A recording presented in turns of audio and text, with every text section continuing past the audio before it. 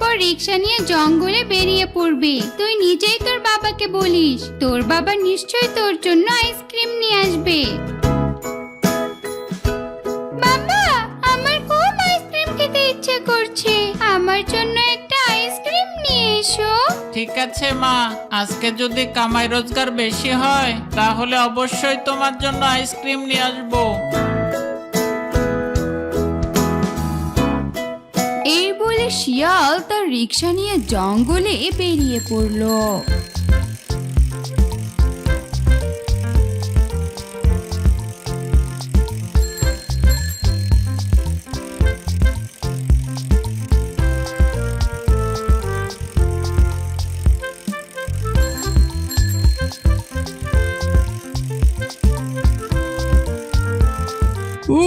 সে কখন থেকে হেঁটেই চলেছি, দূরের জঙ্গলে যাব শিকার ধরতে। এত দূর পথ যে কিভাবে যাব বুঝে উঠতে পারছি না। হাঁটতে হাঁটতে পাটা খুব ব্যথা করছে।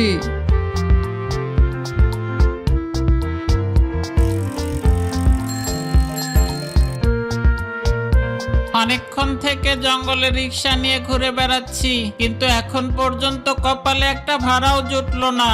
এদিকে আমার মেয়েটা আবার আবদার করেছে ও আইসক্রিম খাবে। কি করে যে মেয়ের আবদারটা পূরণ করব কিচ্ছু বুঝতে পারছি না। ওই তো দূরে একটা রিক্সা দেখতে পাচ্ছি না, কিন্তু আমার কাছে তো কোনো টাকা নেই। রিক্সায় উঠলে আবার ভাড়া দেব কি করে? আচ্ছা যাই হোক, আগে তো উঠি, পরেরটা পরে দেখা যাবে। এই শিয়াল, দাঁড়া দাঁড়া দাঁড়া, আমাকে একটু দক্ষিণের জঙ্গলে নামিয়ে দিয়ে আয়, আমি সেখানে যাব শিকার ধরতে। হ্যাঁ হ্যাঁ, অবশ্যই নিয়ে যাব তোমাকে গর্জিলা দিদি, তবে ভাড়া কিন্তু 20 টাকা। 20 টাকাই দিতে হবে, পরে আবার নেমে কিন্তু কম দিতে পারবে না। আচ্ছা আচ্ছা ঠিক আছে, আগে তো নিয়ে যা, তারপরে ভাড়া চাস নাকি নিয়ে যাওয়ার আগেই তোকে ভাড়া দিতে হবে? হ্যাঁ আরে না দিদি, আগে ভাড়া দিতে হবে না, কিন্তু রিক্সা থেকে নেমে অনেকেই ভেজাল করে, এজন্যই আগে থেকে বলে রাখলাম। ঠিক আছে ঠিক আছে, তুমি জলদি রিক্সায় উঠে বসো। এরপর শিয়াল দ্রুত রিক্সা চালিয়ে গর্জিলাকে দক্ষিণের জঙ্গলে নিয়ে যেতে লাগলো।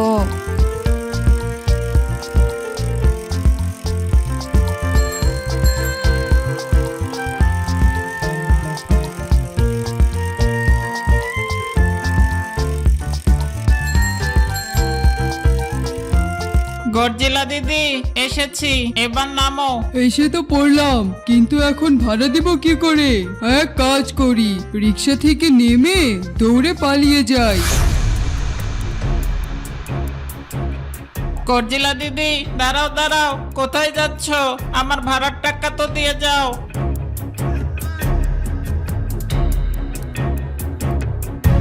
কিন্তু গর্জিলা দৌড়াতে দৌড়াতে কোথায় যেন অদৃশ্য হয়ে গেল। শিয়াল তার রিক্সার কাছে ফিরে আসলো। এটা কোনো কথা হলো? সারাদিনে একটা ভাড়া পেলাম, তাও টাকা না দিয়ে চলে গেল। এই বড় প্রাণীগুলো আজকাল দেখছি গরিব প্রাণীগুলোর পেটেও লাথি মারা শুরু করে দিয়েছে। শিয়াল যখন মনের দুঃখে এসব কথা বলছিল, ঠিক তখনই সেখানে বাঘ চলে আসলো। কিরে শিয়াল, কি সব বিড়বিড় করে বলছিস? কিছু কি হয়েছে বলতো আমায়। আর বলো না মামা, এক গর্জিলাকে রিক্সায় উঠিয়ে এখান পর্যন্ত নিয়ে এসেছিলাম। 20 টাকা ভাড়া দেওয়ার কথা ছিল, কিন্তু ভাড়া না দিয়েই দৌড়ে পালিয়ে গেল। জঙ্গলে সারাদিন রিক্সাটা নিয়ে ঘুরছি, কিন্তু একটা ভাড়াও পাইনি। যদিও বা একটা ভাড়া পেলাম, সেই ভাড়ার টাকাটাও পেলাম না। আজকে স্ত্রী সন্তান নিয়ে কি খাবো সেটাই চিন্তা করছি। হা হা হা, তোর সাথে এমন হয় উচিত? তোকে আমি কতদিন বলেছি চল দুজনে মিলে একসাথে চুরি করি। না, সে সৎভাবে টাকা ইনকাম করবে, রিক্সা চালাবে। দেখলি তো আজকালকার দিনে সৎ প্রাণীর ভাত আছে।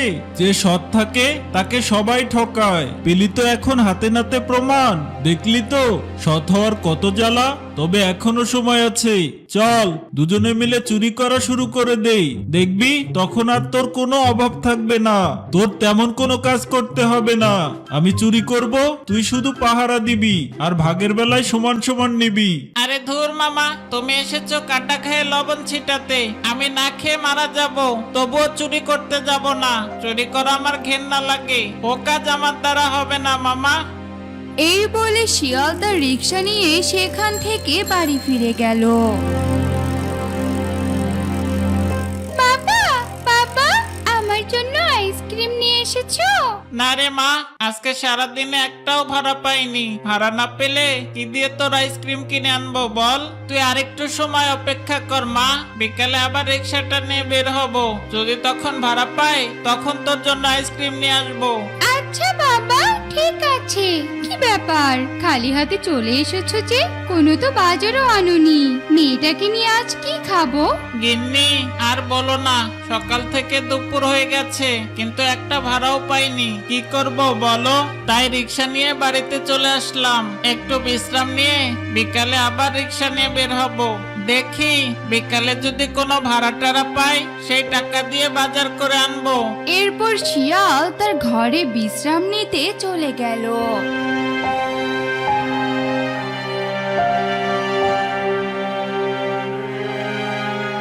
বিকেল হতেই শিয়াল আবারও রিক্সা নিয়ে জঙ্গলে বেরিয়ে পড়ল।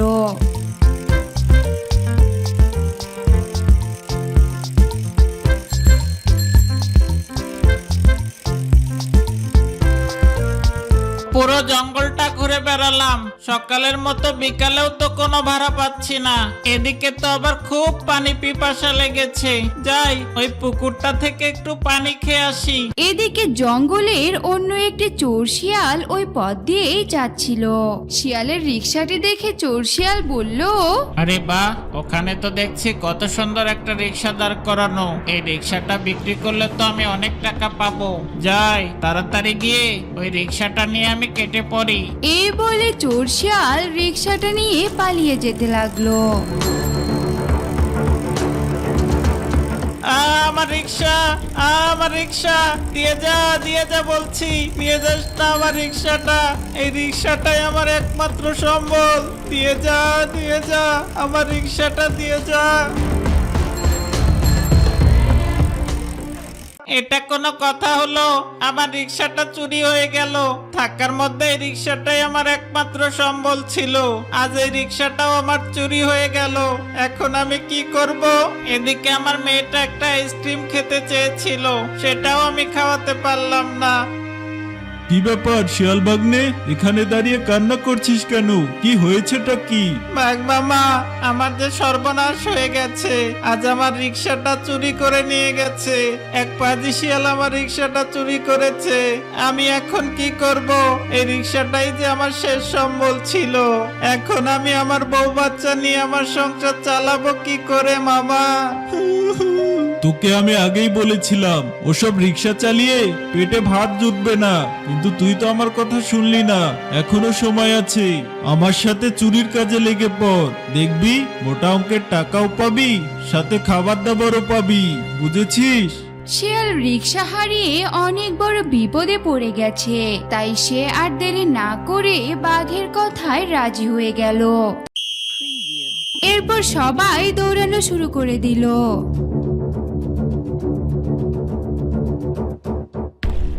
ঘোষণা, ঘোষণা, ঘোষণা! প্রিয় জঙ্গলবাসী, আপনাদের জন্য বিশেষ এক ঘোষণা।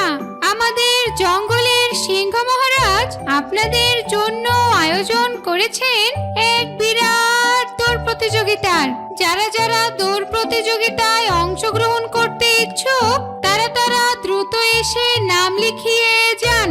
প্রতিযোগিতায় ব্যবস্থা করা হয়েছে আকর্ষণীয় সব পুরস্কার। প্রতিযোগিতায় তৃতীয় পুরস্কার হিসাবে রাখা হয়েছে একটি থলথলে আকর্ষণীয় মুরগি, আর দ্বিতীয় পুরস্কার হিসাবে রাখা হয়েছে একটি চর্বিওয়ালা বড় গরু, আর প্রতিযোগিতায় প্রথম পুরস্কার হিসাবে রাখা হয়েছে এই জঙ্গলে 1 মাসের জন্য রাজা হওয়ার সুবর্ণ সুযোগ। ঘোষণা, ঘোষণা, ঘোষণা! এই সুবর্ণ সুযোগটার জন্যই তো আমি অপেক্ষা করছিলাম। আমার কতদিনের ইচ্ছে আমি এই জঙ্গলের রাজা হব। এবার আমার সেই স্বপ্ন পূরণের সময় এসে গেছে। আমাকে এই জঙ্গলের রাজা হতেই হবে, কিন্তু সেই রাজা হওয়ার মেয়াদ 1 মাস থাকবে না। আমি রাজা হব সারা জীবনের জন্য। আমি যখন রাজা হব এ বনে সব বড় বড় প্রাণীকে মেরে ফেলবো। তখন আমার উপর কথা বলার আর কেউ থাকবে না। তখন এই বনে শুধু আমার রাজ চলবে। ই ই ই ই ই যাই যাই, এখনই গিয়ে প্রতিযোগিতায় আমার নাম লিখিয়ে দেই। ঘোষণা ঘোষণা ঘোষণা, প্রিয় জঙ্গলবাসী, আপনাদের জন্য বিশেষ এক ঘোষণা। আরে আরে, এ আমি কি শুনছি? জঙ্গলে নাকি দৌড় প্রতিযোগিতার আয়োজন করা হয়েছে, আর প্রথম পুরস্কার হিসেবে রাখা হয়েছে 1 মাসের জন্য এ জঙ্গলের রাজা হওয়ার সুযোগ। আমি তো এই সুযোগের জন্য এতদিন অপেক্ষা করছিলাম। আমাকে তো দৌড় প্রতিযোগিতায় অংশগ্রহণ করতেই হবে, যে করেই হোক আমাকে এ জঙ্গলের রাজা হতেই হবে। যদি এ জঙ্গলের রাজা হতে পারি তাহলে এ জঙ্গলের সকল প্রাণীকে ধরে ধরে খাবো। যারা যারা দৌড় প্রতিযোগিতায় অংশগ্রহণ করতে ইচ্ছুক তারা দ্রুত এসে নাম লিখিয়ে যান। বাহ বাহ বাহ বাহ বাহ, কতদিন ধরে আমার ইচ্ছে জঙ্গলের রাজা হব, কিন্তু ওই সিংহের জন্য তা হতেই পারছিলাম না। ওই সিংহটাই তো এ রাজ্য দখল করে রেখেছে। ওর চেয়ে কি আমার শক্তি কম? আমাকে তো সবাই রয়্যাল বেঙ্গল টাইগার বলে ডাকে। আমাকে তো এই প্রতিযোগিতায় অংশগ্রহণ করে এ রাজ্যের রাজা হতে হবে। একবার রাজা হয়ে গেলে ওই সিংহকে মেরে আমি সারা জীবনের জন্য এই জঙ্গলের রাজা হয়ে থাকবো। হা হা হা, যাই যাই, আর দেরি করা ঠিক হবে না। তাড়াতাড়ি গিয়ে প্রতিযোগিতায় নাম লেখায়।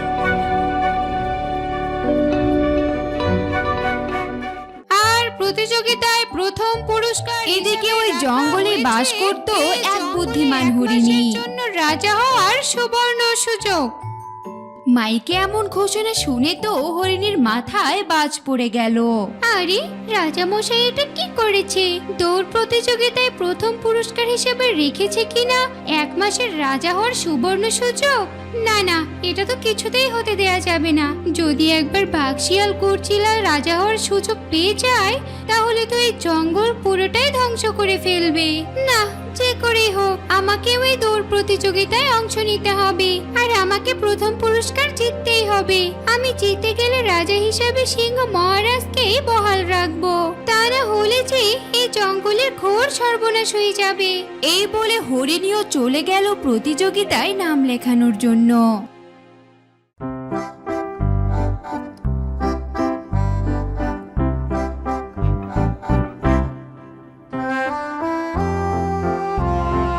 তোর মতো পুচকে একটা হরিণী আমাদের সাথে দৌড় প্রতিযোগিতা করতে এসেছিস? তুই কি পারবি?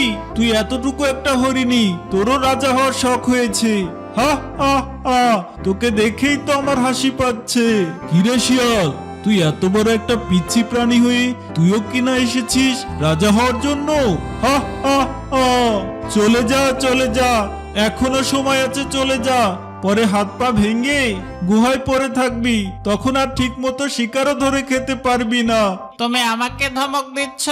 এমন বুদ্ধির চাল চালবো, পরে দেখবে এই জঙ্গলের রাজা কে হয়। আমার নাম হচ্ছে শিয়াল পণ্ডিত। ই ই ই। এই চুপ করো তোমরা, এখন এক এক করে সবার নাম দিয়ে যাও। আর কাল সকালেই শুরু হবে তোমাদের প্রতিযোগিতা। কাল ঠিক সময় চলে এসো।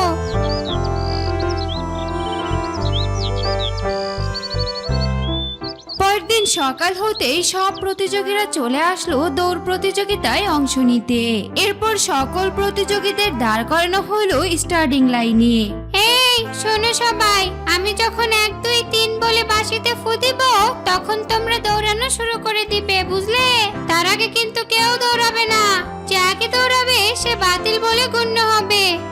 1 2 3। এরপর সবাই দৌড়ানো শুরু করে দিল।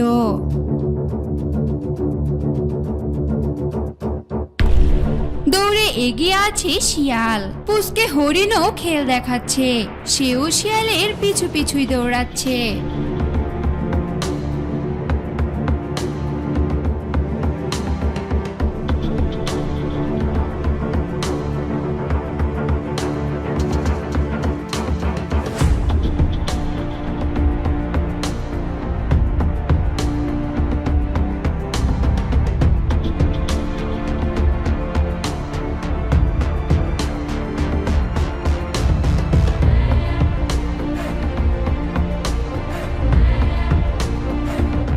আরে আরে, সবাই তো দেখছি সমান তালেই দৌড়াচ্ছে, কেউ তো কাউকে হারাতে পারছে না। না, এটা তো হতে দেওয়া যায় না। যে করে হোক এ জঙ্গলের রাজা আমাকে হতেই হবে। এখন আর সরল মনে দৌড়িয়ে কোনো লাভ হবে না, এখন আমার শয়তানি বুদ্ধির খেলা খেলতে হবে। এই বলে শিয়াল তার নিজের ট্রাক পরিবর্তন করে চলে গেল বাঘের ট্রাকের পাশে। বাঘের সাথে দৌড়াতে দৌড়াতে এক সময় শিয়াল বাঘের সামনে তার পায়ে গিয়ে দিল। অন্তত পক্ষে একটাকে তো সরিয়ে দিতে পেরেছি, এখন যে করে হোক ওই গর্জিলারটাকেও সরিয়ে দিতে হবে। ওই গর্জিলারটাকে সরিয়ে দিলে ওই হরিণীকে আমি এমনি হারাতে পারবো, তখন আমি হয়ে যাব এই জঙ্গলের রাজা। আরে আরে, এই পাজি শিয়ালটা করলো কি? আমাকে ল্যাং মেরে এভাবে ফেলে দিল। এখন তো দৌড়িয়ে আমি ওদের সাথে পাবো না, ওরা তো অনেক দূর চলে গেছে। যাই, ওই পাজি শিয়ালের নামে সিংহ মহারাজের কাছে গিয়ে বিচার দেই।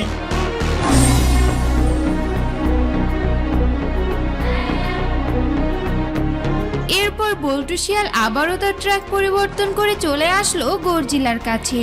কি গর্জিলা ভাই, ভালোই তো দৌড়াচ্ছ দেখি, কিন্তু লাভ হবে না, রাজা তো আমিই হব। কি তুই হবি রাজা? হা হা হা, হাসালি রে হাসালি, তুই কোনোদিনই রাজা হতে পারবি না। দেখ, এখনো দৌড়ে আমি তোর থেকে অনেক এগিয়ে আছি। আগে তো আমাকে হারা, তারপরে তুই রাজা হওয়ার চিন্তা কর। হা হা হা। ই ই ই, একটু আগে আছে তো থাকবে না, এক্ষুনি তুমি জমের দরে চলে যাবে। এই বলে পাজি বল্টু শিয়াল পেছন থেকে একটু জোরে দৌড়ে গিয়ে গর্জিলার পায়ের ভেতরে তার পা ঢুকিয়ে দিল, আর সাথে সাথে গর্জিলাও দিগবাজি খেয়ে মাটিতে পড়ে গেল।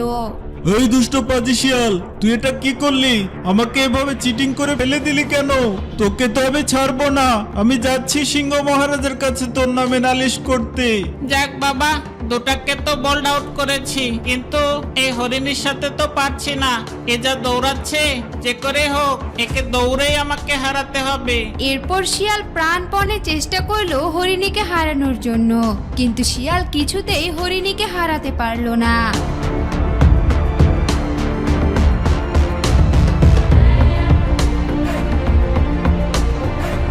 এদিকে ফিনিশিং পয়েন্টে দাঁড়িয়ে আছে সিংহ মহারাজ, আর জঙ্গলের বাকি প্রাণীগুলো তার পেছনে দাঁড়িয়ে আছে।